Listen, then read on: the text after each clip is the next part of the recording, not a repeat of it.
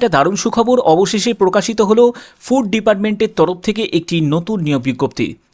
তো ফুড ডিপার্টমেন্টের তরফ থেকে যে পোস্টে তোমাদের নিয়োগটি করা হচ্ছে, একটি হচ্ছে ডিও পোস্ট এবং একটি হচ্ছে এমটিএস পোস্ট। তো সম্পূর্ণ ডিটেলস ইনফরমেশন তোমরা এই ভিডিওর মাধ্যমে জানতে পারবে, যেখানে তোমাদের আবেদনের লাস্ট ডেট আমি আগেই ক্লিয়ার করে দিই, 30শে জুলাই হচ্ছে তোমাদের আবেদনের লাস্ট ডেট, ঠিক আছে। এবং তোমাদের আবেদন করার যে প্রসেস সেটাও কিন্তু আমি এই ভিডিওর মাধ্যমে তোমাদের দেখাবো, একদম স্টেপ বাই স্টেপ দেখাবো। এবং এখানে তোমাদের এজ থেকে শুরু করে কোয়ালিফিকেশান থেকে শুরু করে যাবতীয় ডিটেলস অর্থাৎ A to Z সম্পূর্ণ তথ্য তোমরা এই ভিডিওর মাধ্যমে জানতে পারবে। স্টেপ বাই স্টেপ দেখো, সম্পূর্ণ বিস্তারিত ইনফরমেশন তোমরা এই ভিডিওর মাধ্যমে জানতে পারবে।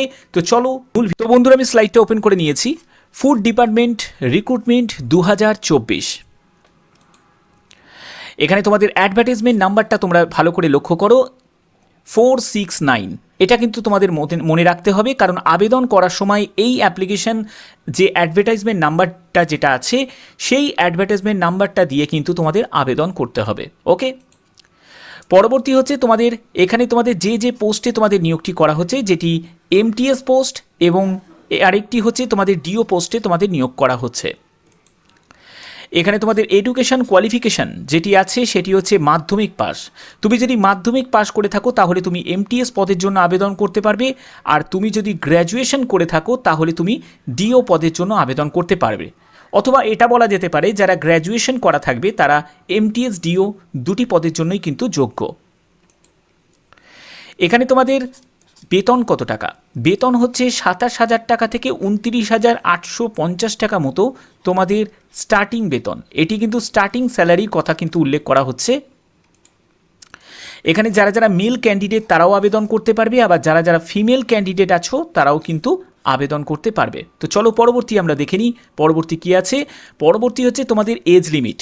তুমি যে কাজ থেকে বিলং করো না কেন, অর্থাৎ ইউআর হোক, ইডাব্লিউএস হোক, এসসি হোক, এসটি হোক, ওবিসি হোক, যে কাজ থেকেই বিলং করো না কেন, এমনকি তোমরা যদি পিডাব্লিউবিডি ক্যান্ডিডেট হও, তোমাদের প্রত্যেকের জন্যই কিন্তু একটি এজ লিমিট, সেটি হচ্ছে 18 বছর হচ্ছে সর্বনিম্ন এজ এবং সর্বোচ্চ এজ হচ্ছে 55 বছর, ঠিক আছে। অর্থাৎ এজ লিমিট কিন্তু অনেকটাই বেশি আছে, এখানে কিন্তু প্রত্যেকে আবেদন করতে পারবে।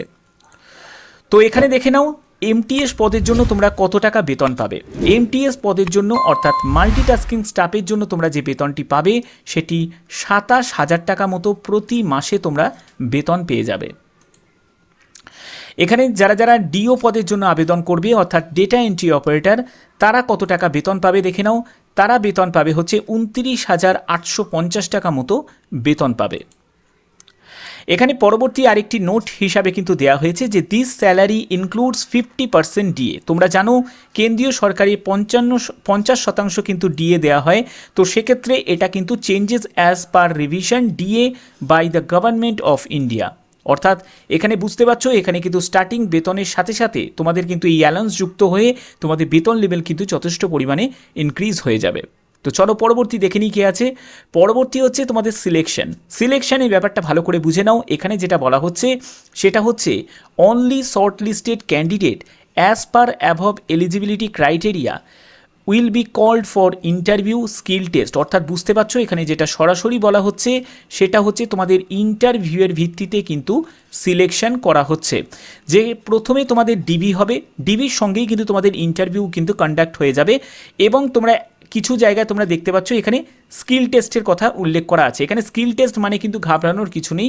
স্কিল টেস্ট মানে হচ্ছে তোমাদের যেখানে তোমাদের টাইপিং প্রয়োজন হবে সেখানে তোমাদের কম্পিউটার টাইপিং নলেজ টেস্ট করা হবে বা কম্পিউটার নলেজ তোমাদের টেস্ট করা হবে, ঠিক আছে। আচ্ছা, এরপরে যেটা বলা হচ্ছে so please mention the education qualification, এগুলো সম্পূর্ণ তোমাদের মেনশন করতে হবে এবং বলছে candidate requested to take the print out in their application form after online submission written with them for future reference। ব্যাপারটা বোঝা গেছে? ব্যাপারটা হচ্ছে তোমাদের আবেদন করার পরে, মানে তোমরা অ্যাপ্লাই করলে, অ্যাপ্লাই করার পরে তার যে প্রিন্ট আউট কপিটা এটা কিন্তু তোমাদের যত্ন করে রেখে দিতে হবে প্রিন্ট আউট কপিটা, কারণ তোমাদের ফিউচার রেফারেন্স যখন তুমি ডিভি দিতে যাবে, ডকুমেন্ট ভেরিফিকেশানে যখন যাবে, তখন কিন্তু সেই প্রিন্ট আউট কপিটা কিন্তু তোমাদের প্রয়োজন হবে। বোঝা গেল? তো চলো পরবর্তী আমরা দেখে নিই কী আছে। পরবর্তী হচ্ছে তোমাদের এখানে কোয়ালিফিকেশান।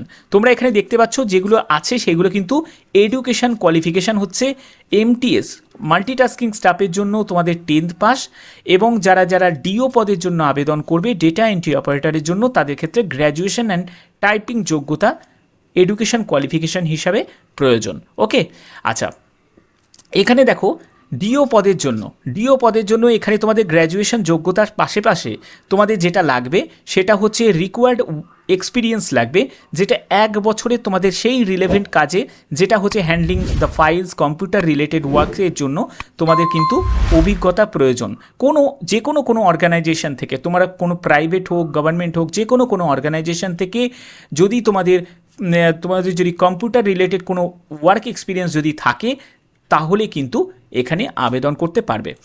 এবং পরবর্তী আমরা পোস্টে চলে যাচ্ছি। পরবর্তী পোস্টটি যেটা দেখতে পাচ্ছ এখানে হচ্ছে তোমাদের এমটিএসের জন্য তোমাদের যে শিক্ষাগত যোগ্যতা যেটি প্রয়োজন সেটি হচ্ছে মাধ্যমিক পাস, এবং সঙ্গে যেটা প্রয়োজন সেটা হচ্ছে রিকোয়ার্ড এক্সপিরিয়েন্স, সেটা হচ্ছে 1 বছরের, সেটা হচ্ছে handling food sample files glasses ware FSSI noted the food testing laboratory research institute বা এনি আদার অর্গানাইজেশনে যদি তোমাদের ফুড রিলেটেড কোনো রকম কাজের অভিজ্ঞতা থাকে তাহলে কিন্তু আবেদন করতে পারবে।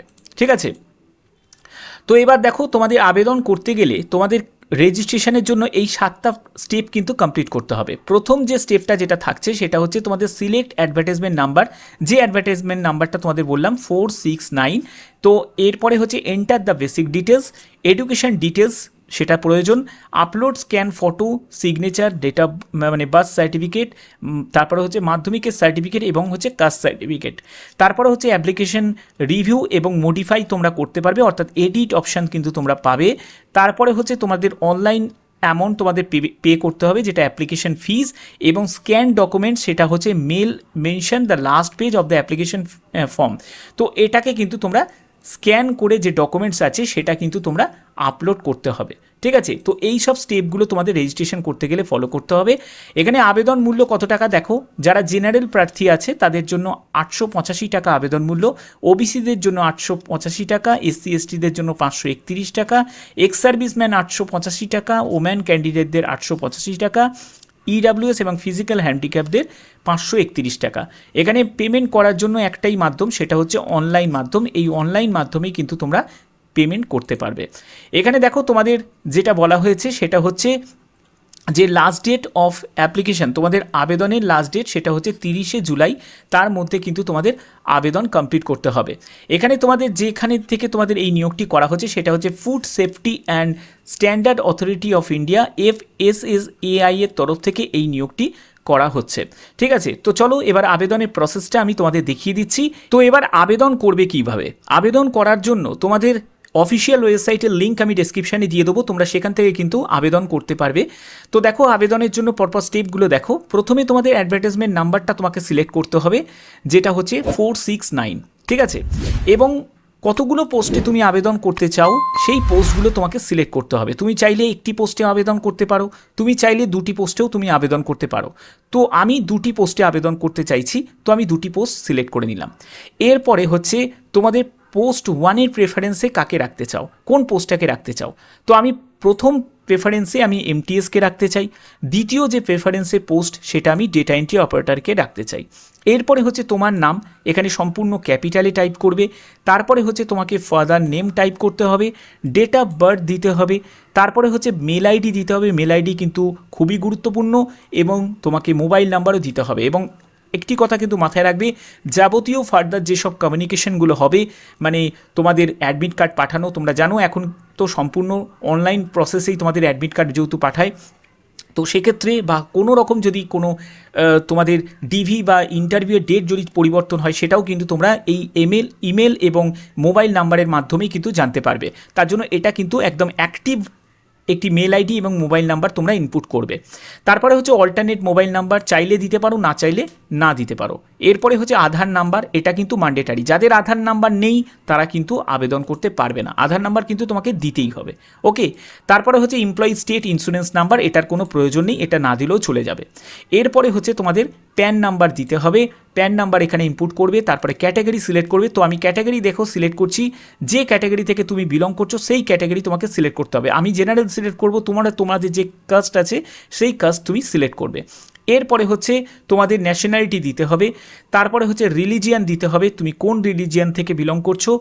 তারপরে তোমাকে জেন্ডার সিলেক্ট করতে হবে, সেই জেন্ডার তুমি সিলেক্ট করে নেবে। এরপরে ম্যারিটাল স্ট্যাটাস, তুমি ম্যারিড না আনম্যারিড না উইডো ডিভোর্সি কী আছো সেটা তুমি মেনশন করবে। ওকে, আচ্ছা, এরপরে হচ্ছে তোমাদের কারেন্ট অ্যাড্রেস তোমাকে দিতে হবে, যেখানে তোমাদের সম্পূর্ণ অ্যাড্রেসে যা আধার কার্ডে যা আছে সেই আধার কার্ডের অ্যাড্রেসটাই কিন্তু এখানে ইনপুট করবে, আদার্স কিন্তু কিছু এক্সট্রা লিখতে যাবে না। ওকে, তারপরে তুমি স্টেট চুজ করলে, পিনকোড নাম্বার দিয়ে দিলে। এরপরে তুমি পিনকোড নাম্বার যেমন আমি দিয়ে দিচ্ছি, হ্যাঁ, এবার দেওয়ার পরে এই পার্মানেন্ট অ্যাড্রেস আর কারেন্ট অ্যাড্রেস যদি তোমার সেম হয় তাহলে তুমি এই সেম অ্যাজ কারেন্ট অ্যাড্রেসে গিয়ে ক্লিক করে দেবে। করার পরে সেভ নেক্সটে চলে যাওয়ার পরে তোমাদের পেমেন্ট করতে হবে এবং তোমাদের যে কোয়ালিফিকেশানের ডিটেলস দিতে হবে।